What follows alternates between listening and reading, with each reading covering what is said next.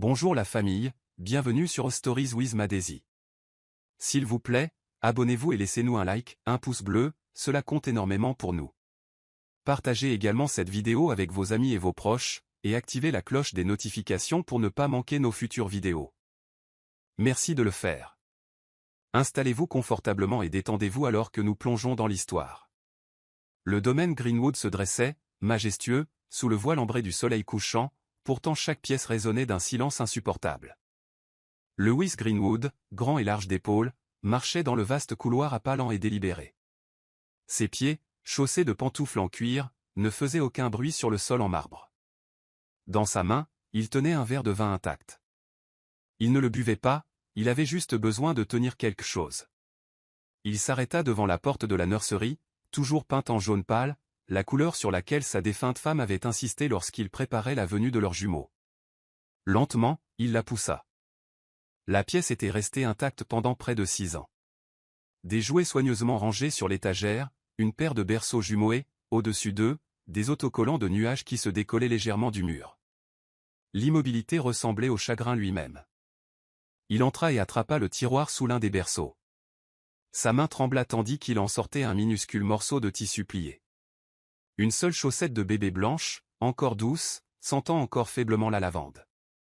C'était la dernière chose qu'il avait touchée avant qu'il n'emporte sa femme. Elle était morte en couche, et les jumeaux étaient morts-nés. Depuis lors, Lewis avait bâti un empire technologique d'1 milliard de dollars, mais rien de tout cela ne comblait le cratère béant en lui. Agenouillé sur le sol de la nurserie maintenant, la chaussette serrée dans son poing, il s'effondra, ses sanglots silencieux mais violents. « J'ai tout fait correctement » murmura-t-il. « Pourquoi n'ai-je pas pu les garder ?» Edna, la gouvernante qui le servait loyalement depuis plus d'une décennie, passa dans le couloir et s'arrêta devant la porte. Elle entendit son chagrin, mais respecta son intimité. Elle avait vu ce cycle trop de fois, mais quelque chose dans son esprit lui souffla que ce cycle touchait peut-être enfin à sa fin. Une pluie diluvienne détrempait les rues de Lagos, transformant les carrefours en rivières et les ruelles en bourbiers. Tracy Marshall serra les bords effilochés de son sweat à capuche trop grand, l'enveloppant plus étroitement autour de ses jumeaux, Wendy et Eugène, alors qu'ils se blottissaient sous un abribus qui fuyait. Les yeux des jumeaux, grands ouverts et alertes, passaient des flaques d'eau aux rares voitures qui passaient, espérant que l'une s'arrêterait, bien qu'ils sachent mieux que ça maintenant. Tracy baissa les yeux sur ses mains tremblantes. Elle tenait son dernier bien de valeur, un collier plaqué hors de sa défunte mère. Le prêteur sur gage de l'autre côté de la rue faisait clignoter sa faible lumière au néon. Elle hésita, puis traversa sous la pluie, pieds nus et désespérés, son pagne trempé traînant dans l'eau comme un drapeau vaincu. À l'intérieur, elle tendit le collier sans un mot. L'homme derrière le comptoir la dévisagea, compta 4 billets usés et les fit glisser vers elle. Pas de mots, pas de pitié. De retour sous l'abri, elle donna à Eugène une demi-miche de pain et déchira le morceau restant en deux pour elle et Wendy. Mangez lentement, murmura-t-elle, écartant les boucles humides du front de Wendy. Demain, nous trouverons quelque chose de mieux. La petite fille hocha la tête mais ne croisa pas son regard. Leurs vêtements leur collaient à la peau, et leur mince couverture était trop mouillée pour offrir le moindre confort. Eugène s'allongea sur le siège en métal rouillé, se recroquevillant sur lui-même comme il le faisait quand il avait peur. Tracy leva les yeux au ciel, ses lèvres tremblant dans une prière silencieuse. « Mon Dieu, même si vous ne m'entendez pas, entendez-les. » La rue était silencieuse, à l'exception du tonnerre, du crissement occasionnel des pneus et des douces respirations grelottantes de 2 enfants, trop jeunes pour savoir tout ce qu'ils avaient déjà enduré. La pluie fouettait les fenêtres du domaine Greenwood avec un rythme violent. À l'intérieur, la lueur chaude du lustre dans le hall d'entrée contrastait vivement avec l'obscurité extérieure. Lewis se tenait près de la cheminée dans son bureau, sirotant un café tiède, perdu dans ses pensées, lorsqu'un coup, faible mais persistant, résonna dans le couloir. Il s'arrêta, confus. Personne ne venait ici sans y être invité, surtout pas à cette heure. On frappa de nouveau, cette fois un peu plus fort. Edna se précipita depuis la cuisine, son tablier toujours noué. « J'y vais, dit-elle, mais Lewis lui fit signe de la main, curieux. Il ouvrit lentement la massive porte en chêne, et ils étaient là, 2 petits enfants, trempés jusqu'aux os, blottis sous un châle élimé. Derrière eux se tenait Tracy, le visage pâle, les lèvres tremblantes. Elle ne dit ni bonjour ni s'il vous plaît. Elle dit simplement, je n'ai nulle part où aller.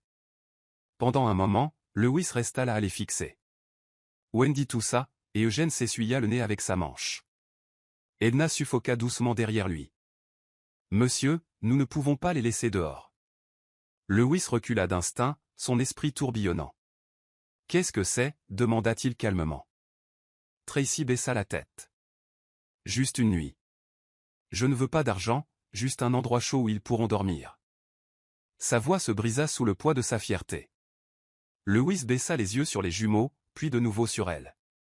Quelque chose en lui s'agita, quelque chose qu'il pensait mort depuis des années. « Suivez-moi, marmonna-t-il, puis il tourna les talons sans attendre de réponse. Edna se précipita pour chercher des serviettes et une théière chaude.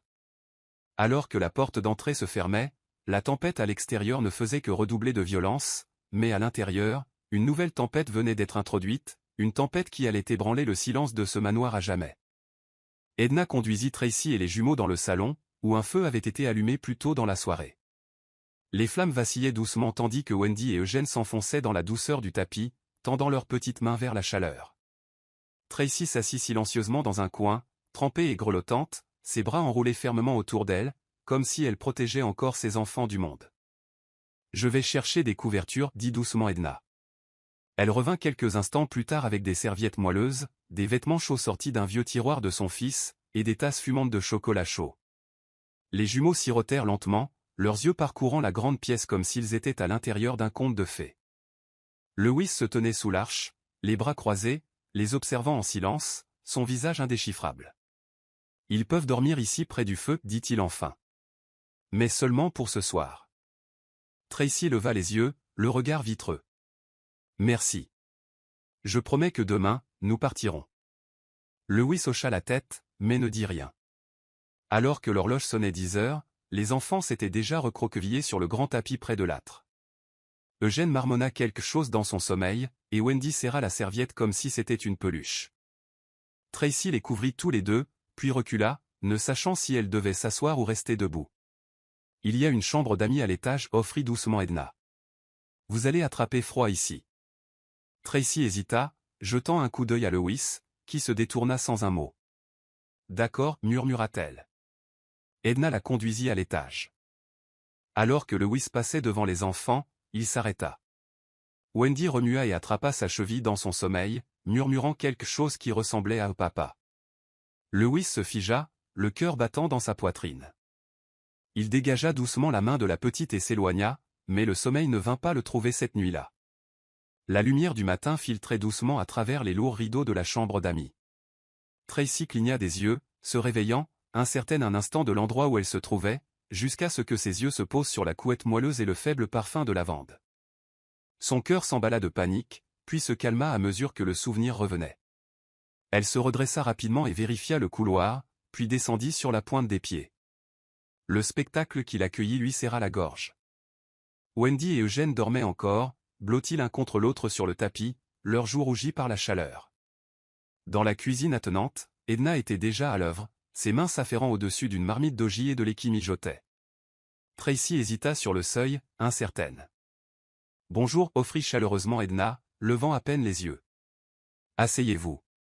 Ils se réveilleront avec quelque chose de chaud dans le ventre aujourd'hui. » Tracy entra lentement, sa voix à peine audible. « S'il vous plaît, laissez-moi aider. Je peux passer la serpillière, nettoyer, ranger, n'importe quoi. » Lewis, assis dans le coin petit-déjeuner, parcourant sa tablette, leva les yeux en l'entendant. « Ce n'est pas une pension de famille, dit-il froidement. Vous n'avez pas besoin de rembourser une nuit de gentillesse par le désespoir. » Tracy baissa les yeux, mais son ton resta ferme. « Ce n'est pas du désespoir, c'est de la dignité. » Cela fit réfléchir Lewis un instant. Edna haussa un sourcil, cachant son sourire derrière la louche. « Eh bien, dit-elle prudemment, peut-être qu'elle pourrait ranger la bibliothèque. Elle prend la poussière depuis avant Noël. » Lewis ne dit rien, mais son silence n'était pas une résistance. Tracy hocha la tête. « Merci, murmura-t-elle. On ne l'avait pas remerciée pour quoi que ce soit depuis longtemps. » Plus tard, alors qu'elle commençait à épousseter les étagères, ses doigts tremblèrent sur une photo d'une femme, souriante, radieuse et très enceinte. Elle se trouvait derrière une vitre, encadrée et intacte. « Qui est-ce » Wendy était entrée, sa voix douce. Tracy la ramena rapidement vers le salon. « Quelqu'un de spécial » murmura-t-elle, bien qu'elle soupçonne déjà la réponse. Dans son bureau, Lewis était assis avec une tasse de thé intacte, le regard fixé sur la pluie, maintenant réduite à une brume au-delà de la fenêtre.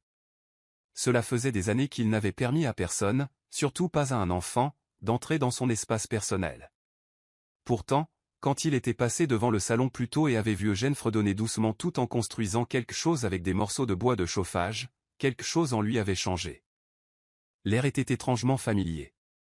C'était la berceuse que sa femme chantait tous les soirs avant de se coucher, la même qu'elle avait murmuré un jour à son ventre gonflé alors qu'ils étaient au lit, rêvant de l'avenir. « Où as-tu entendu cette chanson ?» avait demandé tranquillement Lewis, surprenant le garçon. Eugène cligna des yeux, incertain. « Ma maman la chante parfois, quand on n'arrive pas à dormir. » Lewis ne dit rien de plus. Il retourna à son bureau, le cœur battant.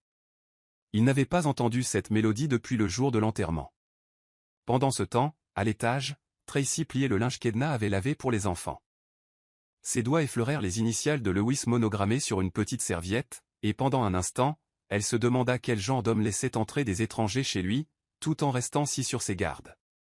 En bas, Edna remarqua son air songeur et s'assit à côté de lui.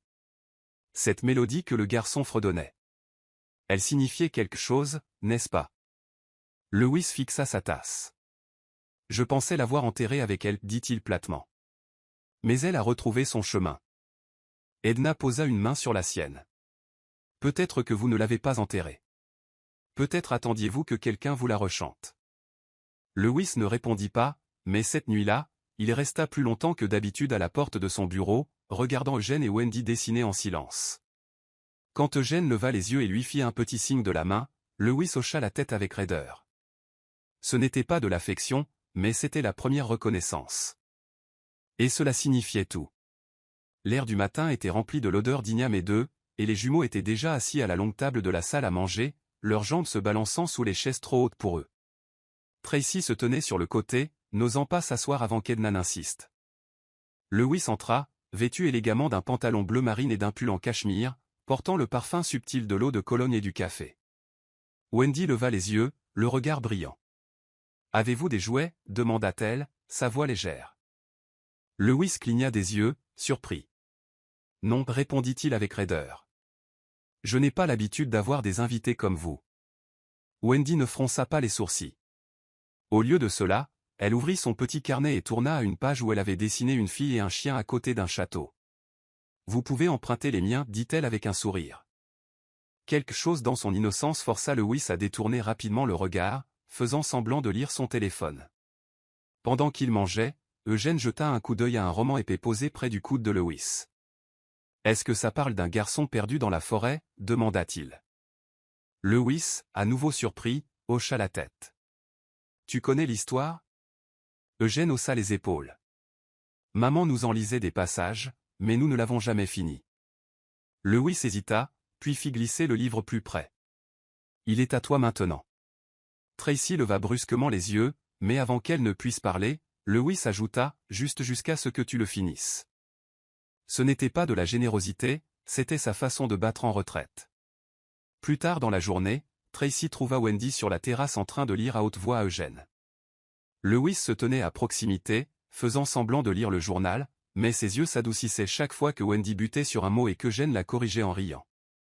Edna regardait tout cela se dérouler depuis la fenêtre de la cuisine et murmura, « Les frontières sont mises à l'épreuve, Monsieur Greenwood, que cela vous plaise ou non. » Le soleil plongea sous l'horizon, jetant une douce lueur sur le domaine Greenwood. Après le dîner, Tracy avait demandé aux jumeaux de remercier Monsieur Greenwood comme il se doit. Wendy disparut brièvement et revint en tenant une vieille boîte à chaussures rafistolée avec du ruban adhésif. « Nous les avons faites, dit-elle, ses petits doigts poussant la boîte sur le sol jusqu'à l'endroit où Lewis était assis près de la cheminée. Il la regarda, puis regarda la boîte. À l'intérieur se trouvaient des feuilles de papier brun pliées, des croquis au fusain, des bonshommes allumettes et des formes dessinées au crayon de couleur vive. Il y avait des tentatives maladroites de lions, de maisons, et même une fois un vaisseau spatial. Mais un dessin le fit s'arrêter. Il montrait un grand homme tenant la main de deux enfants plus petits. Les yeux de l'homme étaient ombrés de crayons bleus et de larmes. « C'est vous » dit timidement Eugène. Depuis la première nuit, vous aviez l'air triste. Lewis déglutit difficilement, ne sachant que dire. Il tint le dessin plus longtemps que nécessaire. Tracy le regardait de l'autre côté de la pièce, les bras croisés mais le regard doux. Ils dessinent quand ils n'ont pas de mots, expliqua-t-elle. Cela les aide à traiter les choses. Edna, assise à côté d'eux, s'éclaircit doucement la gorge. Peut-être qu'il voit quelque chose en vous que vous ne voyez pas encore en vous-même. Lewis ne répondit pas, mais il glissa le croquis sous son livre avant de quitter la pièce. Plus tard dans la nuit, il le plaça doucement sur sa table de chevet, à côté de la seule photo restante de sa femme. Il resta là longtemps, les bras croisés, la mâchoire serrée. « Qu'est-ce que vous me faites, les enfants » murmura-t-il, presque pour lui-même. La maison était calme, mais pour la première fois depuis longtemps, elle ne semblait pas vide. Elle semblait occupée, habitée, changée. Edna se versa une tasse de thé et s'installa dans le fauteuil en face de Lewis dans le bureau, le regardant à travers des yeux plissés. Les enfants s'étaient couchés tôt, et Tracy pliait du linge dans l'aile des invités. « Vous n'avez pas été aussi agité depuis des années, dit-elle doucement.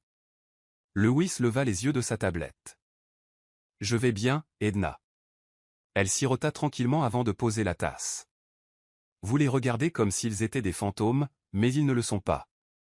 Ils sont réels, et ils ont besoin de vous plus que vous ne le réalisez. » L'expression de Lewis se durcit. « Ils ne sont pas ma responsabilité. » Edna inclina la tête. « Je ne l'étais pas non plus au début. Mais vous ne m'avez pas laissé partir quand j'ai tout perdu, vous vous souvenez ?» Lewis ne dit rien, mais ses doigts se resserrèrent autour de la tablette. Les souvenirs revenaient plus vite qu'il ne pouvait les chasser. « Peut-être, continua doucement Edna, qu'ils n'ont pas frappé à votre porte par accident. Peut-être était-ce la façon de Dieu de frapper à nouveau à la porte de votre cœur. » Lewis ricana, mais le regard dans ses yeux n'était pas moqueur, c'était de la peur.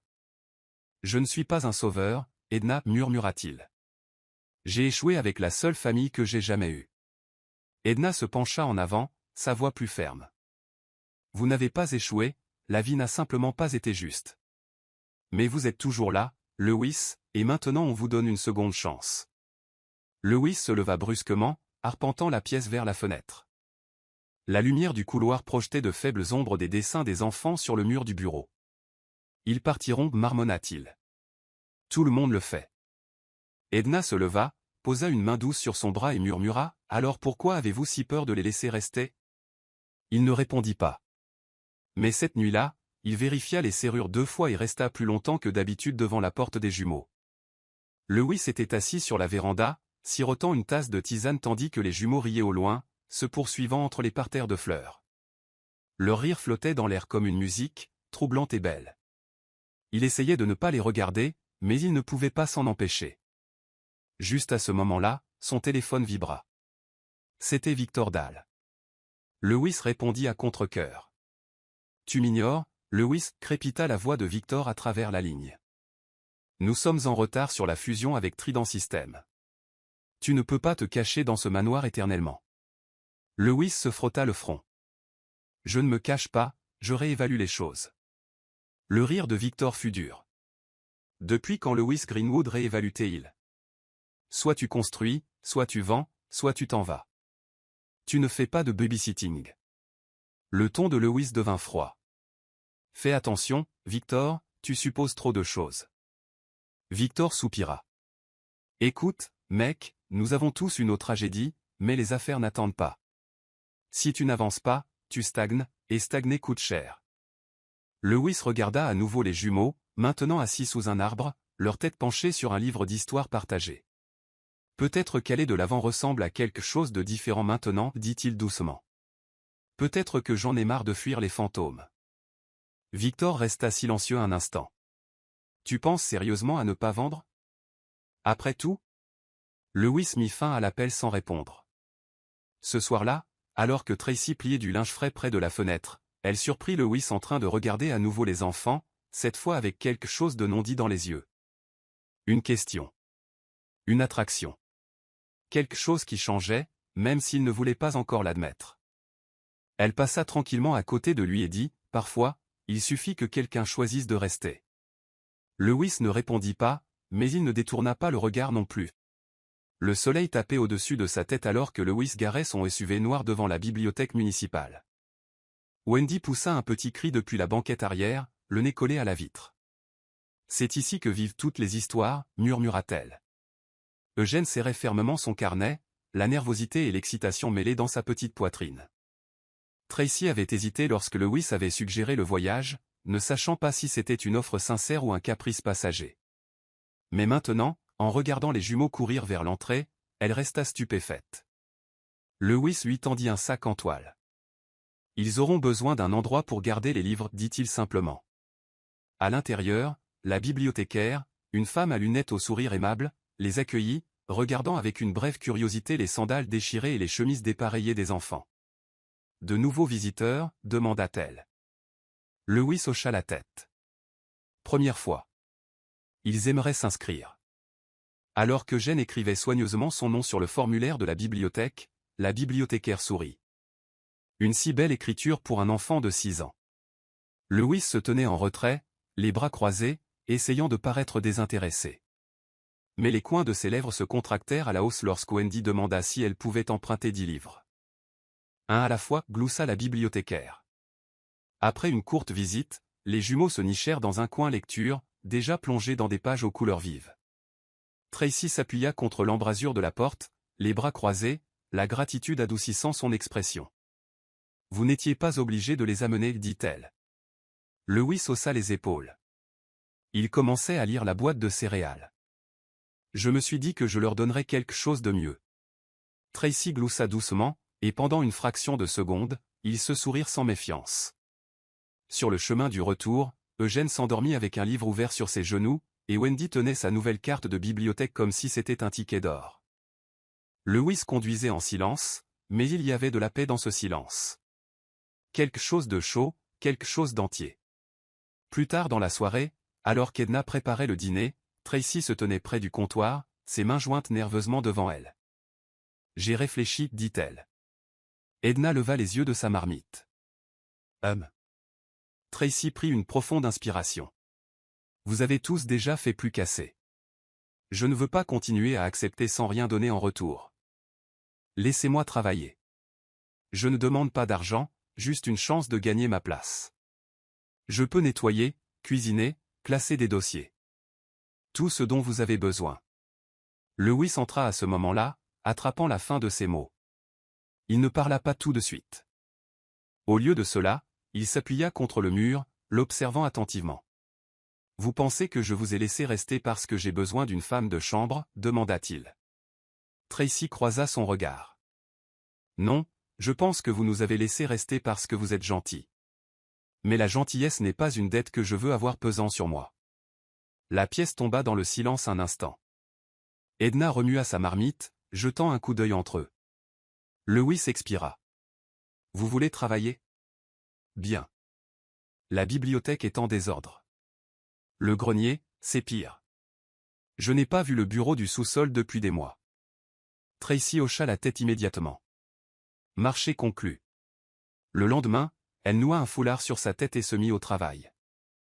À midi, elle avait classé 2 étagères par ordre alphabétique dans le bureau, épousseté les fauteuils de lecture et commencé à trier de vieux registres qu'Edna avait rangés dans des boîtes depuis longtemps. Pendant qu'elle travaillait, elle fredonnait doucement, une habitude qu'elle avait prise lorsque la vie devenait lourde. À l'étage, Lewis l'entendit. La mélodie était inconnue, mais quelque chose dans le rythme l'apaisait. Au déjeuner, il la trouva s'épongeant le front avec le bord de sa chemise. « Vous avez oublié un endroit, dit-il, pointant malicieusement la poussière sur son nez. » Tracy cligna des yeux, puis rit. Un vrai rire. Et pour la première fois, il lui sourit en retour, sans force, sans garde. Tracy se réveilla en sursaut au milieu de la nuit, trempée de sueur. Sa poitrine se soulevait et s'abaissait rapidement alors que son rêve se dissolvait dans les ombres autour d'elle.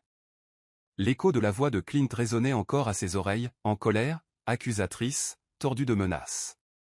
Elle se redressa lentement et descendit le couloir sur la pointe des pieds, s'arrêtant juste assez longtemps pour jeter un coup d'œil aux jumeaux. Ils dormaient profondément, leurs membres emmêlés dans les couvertures, la paix gravée sur leurs petits visages. Elle expira profondément, essuyant son front humide. En bas, elle prit un verre d'eau dans la cuisine. Elle ne savait pas que Lewis était encore éveillé dans le salon, faisant défiler distraitement une tablette. Il leva les yeux. « Un cauchemar ?» demanda-t-il.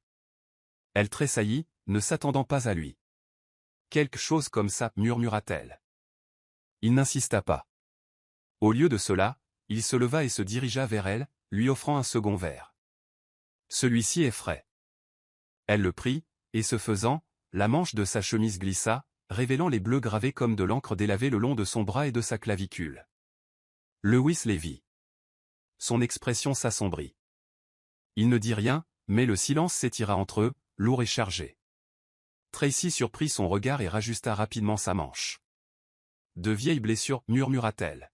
« Certaines prennent plus de temps à guérir que d'autres. » Il la regarda, non pas avec pitié, mais avec quelque chose qui s'approchait d'une rage sourde. « Qui vous a fait ça ?» demanda-t-il, la voix basse.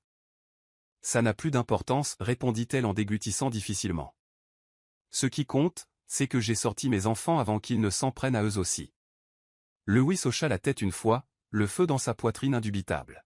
« S'il montre un jour son visage ici, dites-le-moi, dit-il platement. » Tracy ne répondit pas, mais elle s'assit en face de lui cette nuit-là, et ils finirent leur eau en silence, n'étant plus des étrangers, n'étant plus seulement des invités et un hôte, mais deux personnes blessées qui commençaient à se comprendre. C'était un après-midi calme lorsque Wendy réalisa que son petit journal intime violet avait disparu. La panique saisit sa petite poitrine alors qu'elle cherchait dans tous les coins du salon et de la terrasse. « Maman, tu l'as vu ?» demanda-t-elle, les yeux écarquillés. Tracy s'agenouilla à côté d'elle, écartant les boucles du visage de sa fille. « Où l'as-tu mis la dernière fois, ma chérie ?» Wendy renifla, sous l'oreiller, mais peut-être qu'il est tombé. La recherche mena Edna au panier à linge, où elle trouva le carnet humide niché à côté de serviettes pliées. Elle le tourna dans ses mains, ayant l'intention de le sécher et de le rendre, jusqu'à ce qu'une page s'ouvre d'elle-même. Ses yeux parcoururent les lignes, griffonnées d'une main d'enfant appliquée. « La nuit dernière, nous avons encore entendu crier. Maman n'a pas pleuré cette fois. Eugène lui a donné l'ours en peluche que nous avons trouvé. Je pense que sourire lui manque. » Le cœur d'Edna se serra. Elle ferma doucement le journal, mais ne le rendit pas tout de suite. Ce soir-là, après que les jumeaux se furent endormis et que Tracy était dans la cuisine en train de rincer des assiettes, Edna s'approcha d'elle avec le journal à la main. « Je ne voulais pas être indiscrète, dit-elle doucement, mais votre petite fille a un cœur courageux. » Tracy se figea, ses yeux se verrouillant immédiatement sur le livre. « Vous l'avez lu ?» demanda-t-elle, la voix tendue. Edna hocha la tête solennellement, juste assez pour comprendre tout ce qu'ils ont vu, et à quel point vous les avez bien protégés. Tracy s'appuya contre le mur, les épaules tremblantes. J'ai essayé de faire croire que c'était une aventure, comme si dormir dehors faisait partie d'une histoire. Sa voix se brisa, mais je savais qu'il n'était pas dupe. Edna tendit la main et prit la sienne. Ils n'ont pas seulement survécu à ces nuits, Tracy. Vous leur avez donné de la lumière dans les endroits les plus sombres. C'est quelque chose que seule une vraie mère peut faire. Pendant un long moment, aucune des deux femmes ne parla, et quand Tracy reprit enfin le journal, elle le serra contre sa poitrine comme si c'était le battement de cœur de son enfant. Lewis se tenait dans le couloir devant la chambre d'amis, sur le point de frapper, quand il entendit la voix de Tracy. Elle était douce mais ferme, parlant avec l'autorité tranquille d'une mère, fixant des limites sacrées. « Si jamais quelqu'un vous demande de me quitter sans me le dire, que dites-vous » demanda Tracy. « Non » répondirent en chœur Wendy et Eugène. « Et si quelqu'un vous offre quelque chose de trop beau pour être vrai ? On court et on te trouve » fut la réponse d'Eugène. « Bien dit Tracy. Faites toujours confiance à votre instinct, mais ne faites jamais confiance à quelqu'un qui dit « ne le dis pas à ta mère ». Lewis recula avant qu'il ne le remarque, se retirant dans son bureau, les pensées tourbillonnant. Il avait supposé que Tracy était juste prudente, mais c'était autre chose. Elle les préparait à survivre, pas seulement à vivre. Plus tard, pendant le déjeuner, il surprit Eugène en train de regarder un homme à travers le portail depuis la fenêtre de la cuisine. « Qu'est-ce qui ne va pas ?» demanda Lewis. Eugène baissa rapidement les yeux. « Rien. Je vérifiais juste. » Après que les jumeaux soient allés faire la sieste, Lewis s'assit en face de Tracy à la table de la terrasse. « Vous leur apprenez à avoir peur des gens, dit-il sans détour. Tracy ne tressaillit pas. « Non, je leur apprends à être préparés. Il y a une différence. Elle s'essuya les mains avec une serviette en tissu.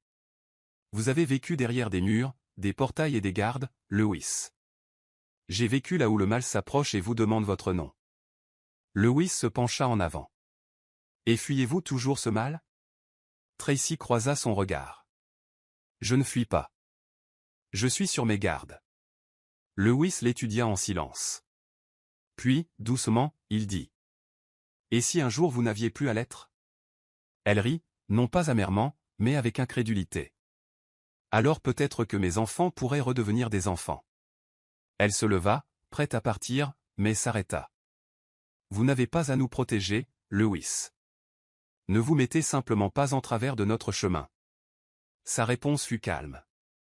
Et si je voulais me tenir à vos côtés? La salle à manger brillait sous les lustres ambrés alors que la table était mise pour un repas formel. Victor et Myriam Dahl arrivèrent, vêtus avec élégance, les sourires crispés, les yeux scrutant les signes de vie inconnus dans le manoir. Ça fait un moment, dit Victor en serrant la main de Lewis. Nous pensions que tu étais devenu moine. Myriam se pencha pour embrasser la joue de Lewis, son parfum traînant derrière elle comme de la fumée. Et qui avons-nous qui vit ici maintenant? Demanda-t-elle, les yeux se tournant vers le couloir. Des amis, répondit froidement Lewis. Ce sont des invités temporaires. Alors que le dîner était servi, Myriam fit tournoyer sa fourchette dans le riz jollof et demanda, alors, est-ce qu'on célèbre ton retour à la raison ou est-ce qu'on fait encore semblant de jouer à la dinette avec des étrangers? Lewis se raidit. Nous dit non. C'est tout. Juste à ce moment-là, Wendy entra pieds nus, tenant un livre. Elle se figea, surprise par les visages inconnus. Je suis désolée, dit-elle doucement. Je pensais que la pièce était vide. Myriam haussa un sourcil, mais avant que quiconque puisse congédier l'enfant, Wendy regarda les invités et, sans la moindre timidité, récita « Le monde entier est un théâtre, et tous les hommes et les femmes n'y sont que des acteurs. » Le silence tomba. Victor cligna des yeux, impressionné. Myriam força un sourire. Charmant. Lewis sourit sincèrement pour la première fois de la soirée. Wendy, voici Monsieur Dahl et des amis à moi. Tu peux finir ta réplique si tu veux. Wendy rayonna. Ils y ont leurs entrées et leurs sorties. Puis elle fit une révérence, un geste maladroit et doux, et sortit en sautillant. Alors qu'elle partait, Lewis se tourna vers ses invités. Vous disiez? Myriam se pencha en arrière sur sa chaise, son sourire mince. Tu as changé. Victor gloussa. Ou peut-être qu'il se réveille enfin. Mais Lewis ne les entendait pas. Son esprit était fixé sur la fille citant Shakespeare pieds nus et sur le fait que sa maison ne s'était pas sentie aussi vivante depuis des années. Le lendemain matin, Victor suivit Lewis dans son bureau à domicile, encore sous le choc du dîner inattendu de la veille. Alors c'est ce que tu as fait de ton temps, héberger des enfants perdus et citer Shakespeare autour d'un ragoût. Lewis ne répondit pas. Il se tenait près de la fenêtre, regardant les jumeaux jouer dans le jardin, leur rire faible mais clair à travers la vitre. Victor continua, son ton plus vif. Tu es un PDG, Lewis. Tu as bâti un empire. Maintenant, tu le jettes par les fenêtres pour une femme que tu ne connais pas et des enfants qui ne sont pas les tiens. Lewis se tourna, la voix ferme. Je ne jette rien par les fenêtres. Je vis, peut-être pour la première fois depuis des années. Victor ricana. Tu penses que cela fait de toi un homme meilleur. Tu n'es pas leur père. Et cette femme? Elle a des secrets. Tu t'impliques trop. Je sais ce que je fais, dit calmement Lewis. Mais il y avait une lueur de doute dans ses yeux. Victor s'approcha. Tu es vulnérable depuis la mort d'Hélène. Cette douleur, tu penses que cette famille peut la réparer? Ils partiront. Ils le font toujours. La mâchoire de Lewis se serra. Ça suffit. Victor secoua la tête. Je suis ton ami, Lewis. J'essaie de te protéger du regret. Lewis le fusilla du regard. Non, tu essaies de protéger la version de moi qui te gardait riche et détaché. Mais je ne suis plus cet homme. Alors que Victor sortait en trombe, Edna entra avec un plateau de thé. Il ne comprend pas, murmura-t-elle. Lewis soupira. Il n'en a pas besoin. Ce soir-là, alors qu'il regardait Wendy tresser des pissenlits dans les cheveux d'Eugène, Lewis prit une décision silencieuse. Il ne reculerait pas cette fois, pas devant eux. Incapable de se défaire des avertissements de Victor, Lewis resta assis dans son bureau tard dans la nuit, les doigts planant au-dessus de son ordinateur portable. La curiosité se transforma en inquiétude alors qu'il lançait une vérification d'antécédents privés, une que seule sa position pouvait autoriser.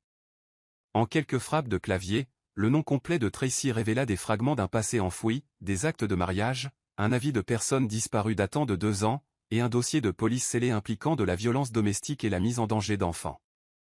Puis un nom le figea, Clint Marshall. Lewis se renversa dans son fauteuil, le poids de la découverte l'étouffant. Il regarda la photo de famille qu'ils avaient prise à la bibliothèque, Wendy souriant, Eugène au milieu d'un rire, Tracy leur tenant la main. L'image scintillait maintenant d'une nouvelle couche de fragilité. Il avait besoin de réponses, non pas pour accuser, mais pour comprendre. Le lendemain matin, Lewis trouva Tracy dans le jardin arrière, balayant les feuilles mortes. Elle remarqua instantanément sa posture tendue. « Quelque chose ne va pas, dit-elle en posant le balai. Dites-moi. Il n'y alla pas par 4 chemins. J'ai fait une recherche. Sur vous, sur votre ex. Je devais savoir. Le souffle de Tracy se coupa, ses épaules se raidirent. Et maintenant vous savez. Sa voix était calme, mais ses yeux s'assombrirent. J'étais marié à Clint Marshall. Il était charmant, jusqu'à ce qu'il ne le soit plus. Puis sont venus les bleus, puis les menaces. Il a dit qu'il vendrait les enfants si je partais. Alors j'ai fait ce que j'avais à faire, nous avons fui. Lewis s'approcha. Vous auriez dû me le dire. Tracy secoua la tête. Nous auriez-vous laissé entrer si je l'avais fait? Il ne répondit pas. Le silence entrepulsa, épais de compréhension et de déception. Je ne demande pas votre pitié, Lewis, dit-elle, la voix stable. Juste la vérité. Voulez-vous toujours de nous ici? Lewis la regarda, profondément. Maintenant plus que jamais. Ce soir-là, le domaine était sous un ciel meurtri, l'air chargé de tension. Tracy se tenait sur la véranda, les bras enroulés autour d'elle, regardant les nuages s'accumuler. Lewis s'approcha lentement, le poids de leur conversation précédente pesant toujours sur sa poitrine. « Je ne voulais pas violer votre intimité, dit-il. Mais je ne pouvais pas vous protéger sans savoir à quoi nous avions affaire. » Tracy se tourna vers lui. « J'ai vécu ma vie en étant observé, jugé et remis en question. Vous étiez différent. Du moins, c'est ce que je pensais. » Sa voix tremblait, non pas de peur, mais d'années de fureur contenue. « Savez-vous ce que c'est que de fuir avec 2 tout petits, de changer de bus tous les quelques jours, de leur apprendre à faire profil bas juste pour survivre ?» Ces mots percèrent le silence. Lewis s'avança, sa voix rude de regret. « Vous avez raison. Je n'ai jamais connu ce genre de peur. Mais je connais la perte, et je sais ce que signifie vouloir réécrire une vie. » Tracy cligna des yeux, surprise par la vulnérabilité dans son ton. « Alors pourquoi ne pas me l'avoir demandé, murmura-t-elle. Pourquoi fouiller? » Lewis hocha lentement la tête. « Parce que l'homme que vous fuyez n'est pas seulement un nom sur un dossier. Il est dangereux. S'il vous retrouve, je dois être prêt. » Les murs de Tracy commencèrent à faiblir. « Je suis fatigué, Lewis. J'en ai marre de sursauter à chaque coup frappé, de me demander si je dormirai un jour sans bloquer les portes avec des chaises. » Il tendit la main, posant doucement une main sur la sienne. « Alors arrêtez de fuir. Restez. Laissez-moi me tenir à vos côtés. » Tracy ne parla pas. Mais pour la première fois, elle ne se retira pas non plus. Le vent bruissait à travers les fenêtres ouvertes du bureau de Lewis alors qu'il était assis à son bureau, fixant une petite clé en argent reposant dans sa paume. Ce n'était pas n'importe quelle clé. C'était celle de l'aile des invités. La même aile que Tracy et les jumeaux occupaient depuis des semaines, maintenant sous l'illusion d'être temporaire. Il ferma lentement le tiroir et se dirigea vers le couloir. Tracy pliait des serviettes près de l'armoire à linge, fredonnant pour elle-même. Elle s'arrêta quand elle le vit approcher. « Vous avez l'air d'avoir pris une décision, dit-elle prudemment. » Lewis lui tendit la clé. « Vous n'avez plus besoin de vous sentir comme si vous marchiez sur la pointe des pieds dans la vie de quelqu'un d'autre. C'est à vous si vous le voulez. Restez aussi longtemps que vous le souhaitez. » Tracy regarda la clé, puis lui. Sa gorge se serra. « Ce n'est pas la charité, demanda-t-elle doucement. Lewis secoua la tête. C'est chez vous. Si vous l'acceptez. Elle prit la clé lentement, ses doigts tremblants. Personne ne nous a jamais fait de place comme ça sans vouloir quelque chose en retour. L'expression de Lewis ne faiblit pas, je veux juste vous voir vous reposer pour une fois. Vraiment vous reposer.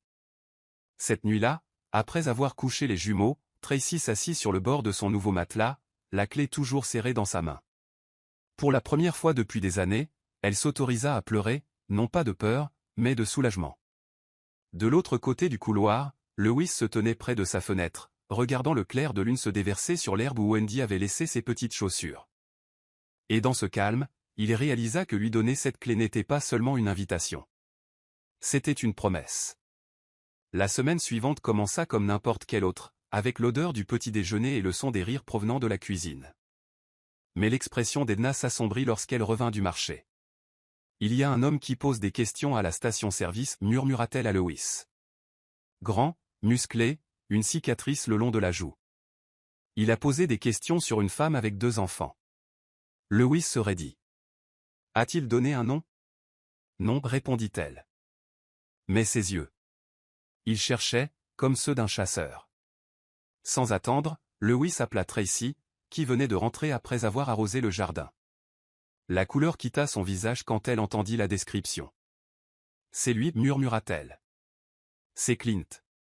Sans hésitation, Lewis verrouilla les portails du périmètre et informa la sécurité de renforcer discrètement leur présence. Vous et les jumeaux restez à l'intérieur. Sans exception, dit-il à Tracy, sa voix basse mais ferme. Elle hocha la tête, visiblement secouée. Il a toujours dit qu'il me retrouverait. Mais il ne vous prendra pas d'ici, assura Lewis. Pas tant que je respirerai. Au cours des jours suivants, Tracy ne quitta guère les jumeaux des yeux. Même Wendy, habituellement pétillante, sentit que quelque chose n'allait pas et s'accrocha à sa mère. Lewis dormit peu, veillant tard pour examiner les images des caméras aux frontières du domaine. Chaque coup frappé, chaque pas à l'extérieur lui serrait la poitrine. Mais quand il jeta un coup d'œil à Tracy une nuit, recroquevillé à côté des jumeaux avec la clé toujours à sa chaîne, il se souvint pourquoi il avait ouvert la porte toutes ces nuits auparavant, et pourquoi il ne la leur fermerait plus jamais. C'était un après-midi pluvieux quand Eugène entra dans le bureau de Lewis, à la recherche d'un crayon. Lewis avait laissé une vieille tablette en charge sur le bureau, l'écran vacillant avec des icônes datant d'il y a des années. Curieux, Eugène tapota jusqu'à ce qu'un dossier intitulé « Archive Adoption » attire son attention. Il l'ouvrit et regarda les formulaires numérisés, les documents juridiques et une photographie d'un Lewis beaucoup plus jeune debout à côté d'une femme enceinte. Quand Lewis entra quelques instants plus tard, il trouva Eugène regardant l'écran avec de grands yeux. « C'est votre bébé ?» demanda innocemment le garçon. Le cœur de Lewis tomba. Il ferma doucement la tablette et s'agenouilla à côté de lui. Ça allait l'être. Une fois, il y a longtemps. Eugène ne posa pas plus de questions, sentant la lourdeur dans les yeux de Lewis. Mais cette nuit-là, Lewis s'assit seul, la tablette ouverte devant lui, relisant les vieux documents, ceux qui avaient autrefois porté ses rêves de paternité. Il ne les avait pas regardés depuis des années, mais voir Eugène tenir cet appareil lui sembla plus qu'une coïncidence. C'était comme si la conclusion venait frapper à sa porte sous la forme de 2 petits-enfants qui, d'une manière ou d'une autre, appartenaient à son cœur plus que quiconque ne l'avait jamais fait. Quand Tracy le rejoignit plus tard, curieuse de son silence, il lui montra les dossiers. « J'ai essayé de devenir père une fois, dit-il calmement. Je pensais que le rêve était mort avec elle. Mais peut-être qu'il devait juste revenir sous une forme différente. » Tracy posa sa main sur la sienne. « Et peut-être que vous n'attendiez jamais un bébé. Peut-être que vous nous attendiez. » Myriam arriva sans prévenir un jeudi après-midi, vêtue d'un pantalon noir de marque et d'un chemisier en soie qui brillait sous le soleil. Lewis était dans le jardin quand Edna vint l'informer. Elle dit que c'est urgent. Il soupira, s'essuyant les mains sur une serviette. Quand il entra dans le salon, Myriam était délicatement perchée sur le bord du canapé en cuir, les yeux errants. « Alors c'est le nouveau monde que tu as construit, dit-elle. Des chaussures d'enfant dans les escaliers, des jouets dans le couloir. Charmant. » Lewis s'assit en face d'elle, silencieux. Elle en vint au fait. « Victor est inquiet. Il pense que tu as perdu la tête. Et franchement, moi aussi. Ces gens t'utilisent. Tu ne connais pas leur histoire. Tu ne connais pas leurs intentions. Le regard de Lewis ne vacilla pas. J'en sais assez pour savoir que tu dépasses les bornes. Mais Myriam n'avait pas fini.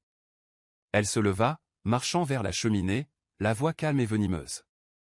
Tu ne penses pas que les médias adoreraient savoir que Lewis Greenwood, le magnate de la technologie milliardaire, héberge une fugitive et ses enfants illégitimes? Je me demande ce que cela ferait à l'action de ton entreprise. Derrière la porte, Edna se raidit. Elle en avait assez entendu. Cette nuit-là, elle s'assit avec Lewis, les sourcils froncés. Cette fille est venue ici avec un plan, dit-elle. Je l'ai entendu. Elle a menacé de divulguer le passé de Tracy si tu ne les renvoies pas. Lewis hocha la tête. Alors qu'elle essaie. Je la ruinerai avant qu'elle n'en ait l'occasion. Sa voix était d'acier. De l'autre côté du couloir, Tracy couchait les jumeaux. Elle ne savait pas encore ce que Myriam avait dit, mais elle le saurait. Et Lewis s'assurerait qu'elle entende la vérité de sa bouche d'abord. L'air nocturne était lourd, l'odeur de la pluie s'accrochant aux fenêtres.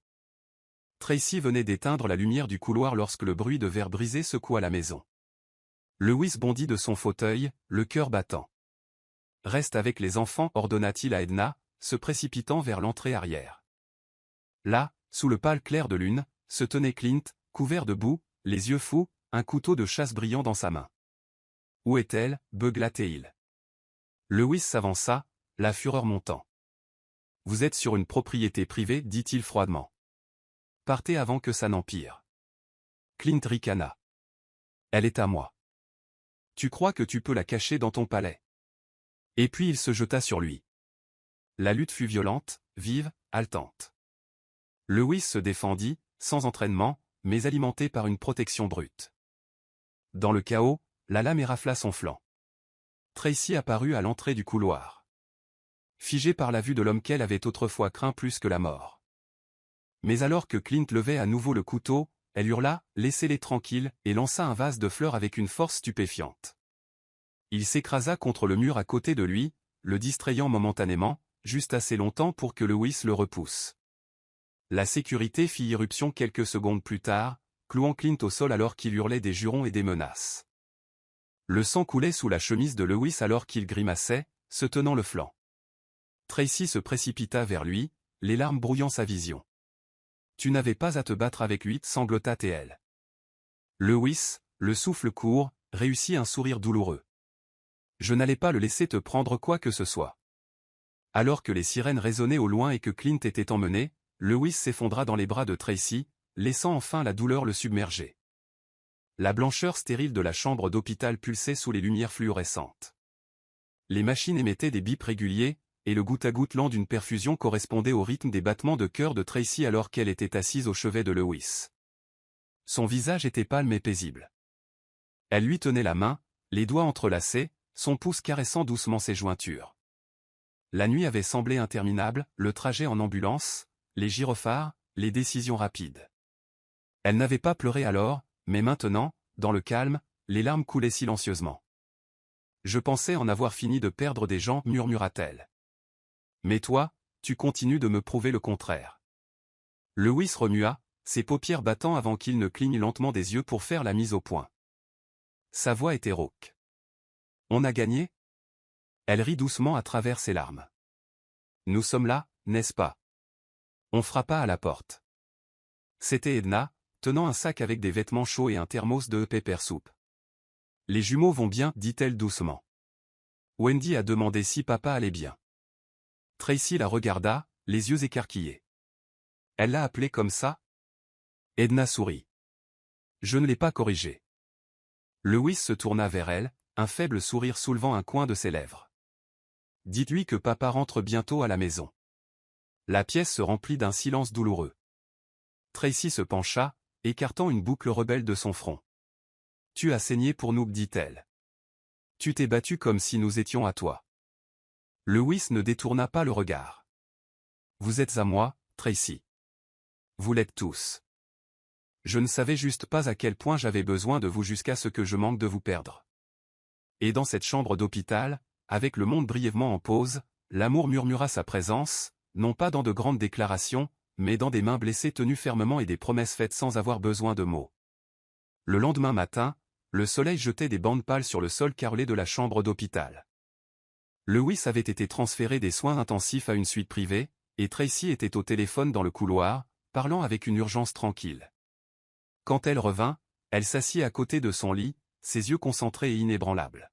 « Les autorités s'en occupent, dit-elle. Mais je ne veux plus qu'ils s'approchent de nous. Je veux que ce soit officiel. » Lewis hocha la tête. « Nous allons tout déposer, ordonnance restrictive, déposition de témoins.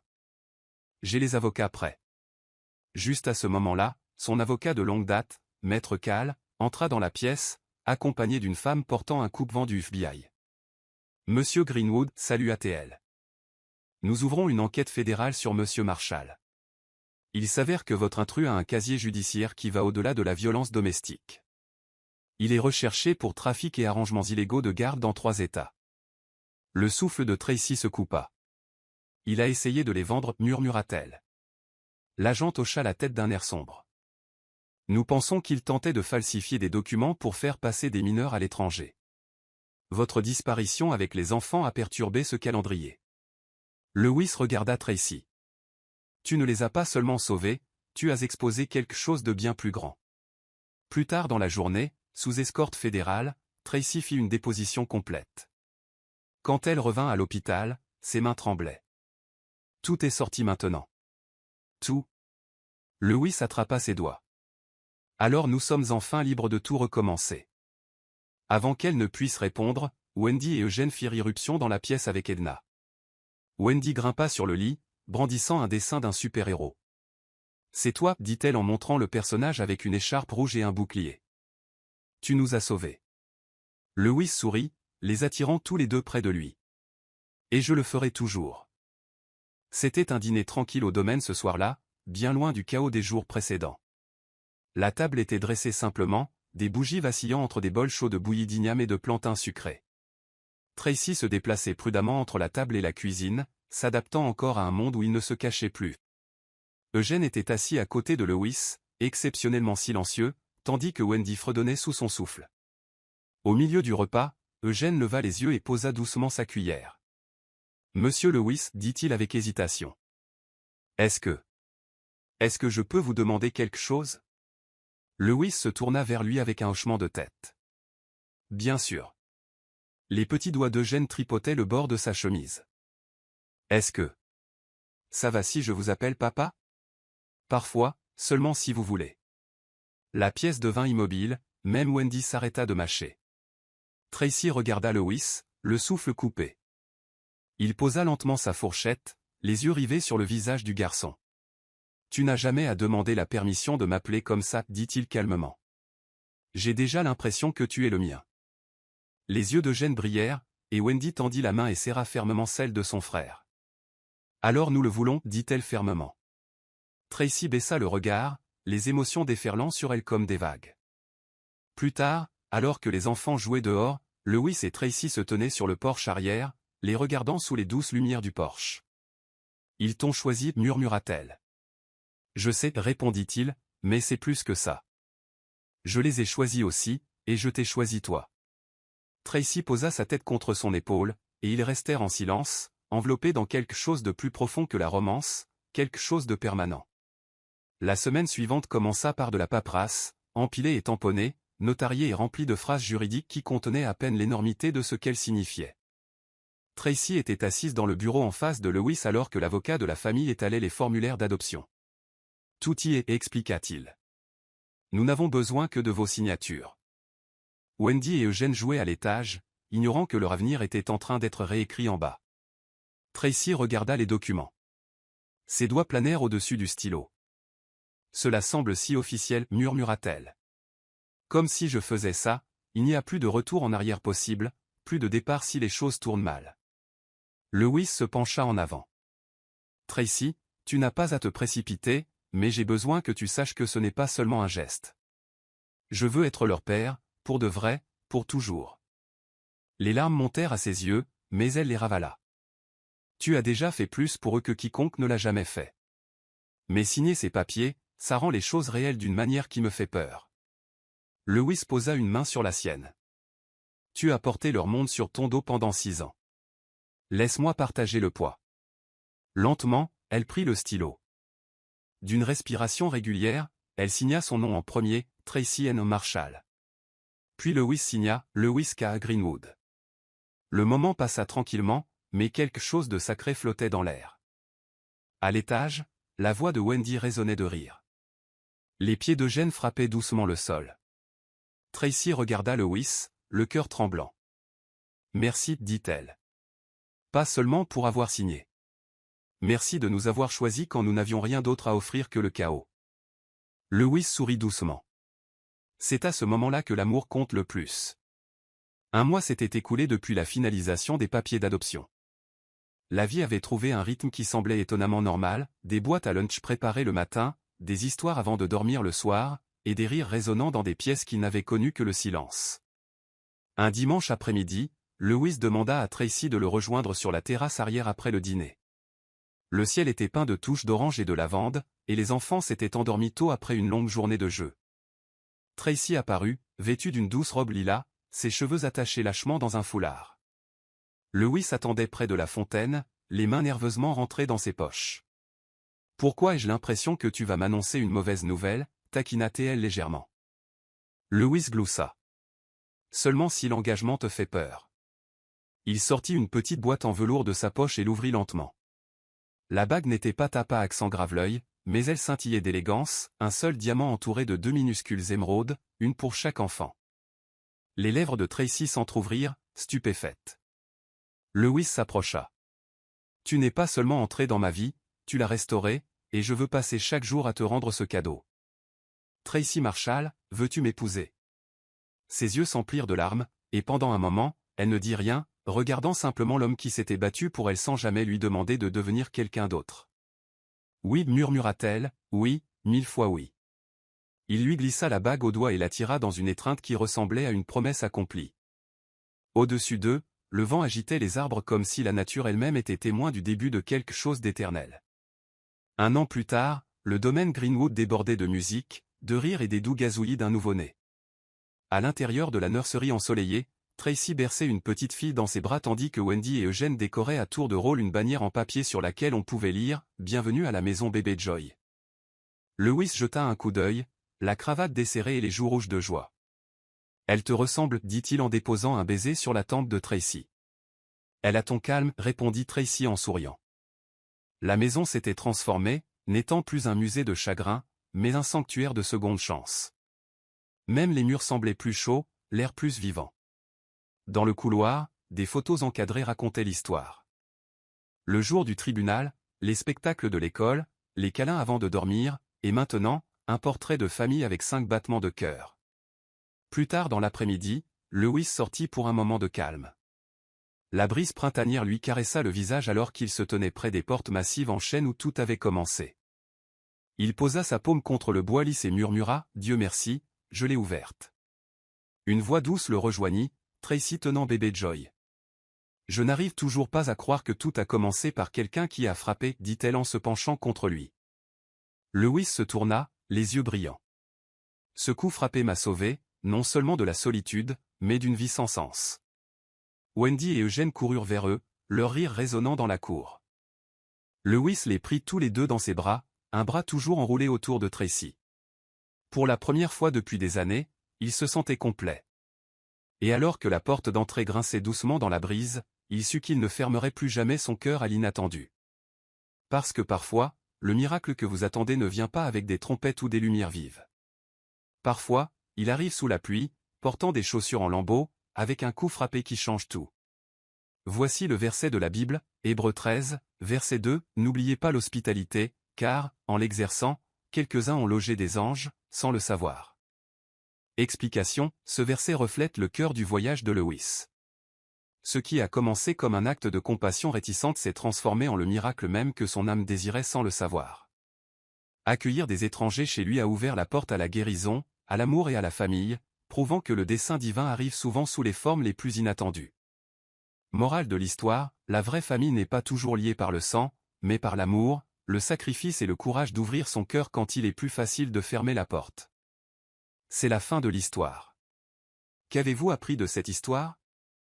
Laissez vos réflexions dans la section des commentaires.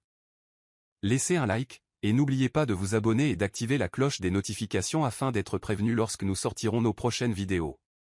Partagez aussi cette vidéo à quelqu'un qu'elle pourrait intéresser. Merci beaucoup d'avoir regardé.